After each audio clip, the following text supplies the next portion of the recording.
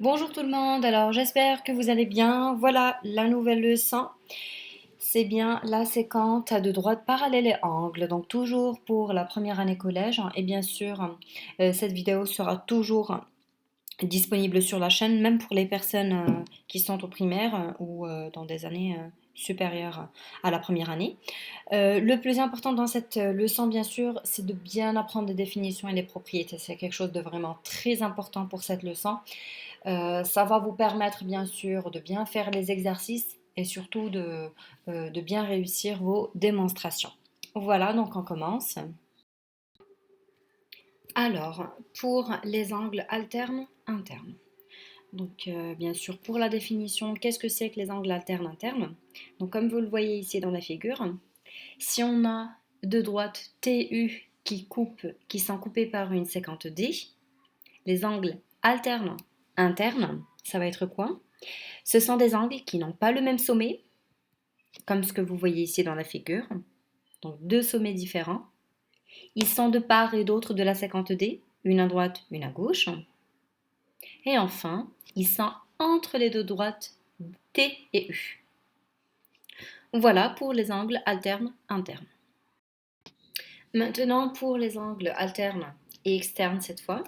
Donc comme ce que vous voyez ici dans la figure, si on a deux droites D1 et D2 coupées par une séquente D, les angles alternes, externes, ce sont des angles encore une fois qui n'ont pas le même sommet, qui sont de part et d'autre de la séquente D, comme ce que vous avez ici en violet et en orange. Et enfin, ils sont situés à l'extérieur de D1 et D2. Une en haut de D1 et l'autre en bas de D2.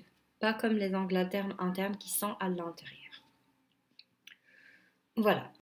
Donc maintenant, on va passer aux angles correspondants. Donc les angles correspondants, c'est quoi? C'est tout simplement si on a deux droites qui sont coupées par une séquente delta, les angles correspondants, encore une fois, ils n'ont pas le même sommet. Ils sont situés du même côté cette fois de la séquente delta. Et enfin, l'un est entre les deux droites, D1 et D2, et l'autre est à l'extérieur. Voilà. Donc maintenant, pour les angles et les droites parallèles, donc comme ce que vous voyez ici dans la figure, si on a deux droites parallèles qui sont coupées par une séquente, à ce moment-là, les angles alternes internes, elles seront de même mesure. Pour les angles correspondants, la même chose. Donc, comme ce que vous voyez ici, les angles correspondants vont également former des angles de même mesure. Un petit rappel maintenant concernant les différents types d'angles. Les angles complémentaires, c'est ceux qui forment 90 degrés. Donc 54 plus 36 ici, un petit exemple, c'est bien 90. Les angles supplémentaires, c'est ceux qui forment 180 degrés, donc 130 plus 50. Les angles adjacents, c'est les angles qui sont une à côté de l'autre.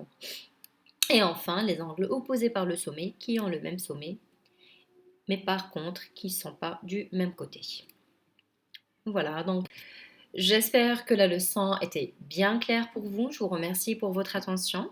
N'oubliez pas de vous abonner à ma chaîne, bien sûr, pour toujours plus de leçons et de vidéos. Si vous avez des questions, mettez-les dans le commentaire. Ou sinon, vous pouvez m'envoyer un mail ou me suivre sur les réseaux sociaux. Voilà, je vous remercie et je vous souhaite bon courage.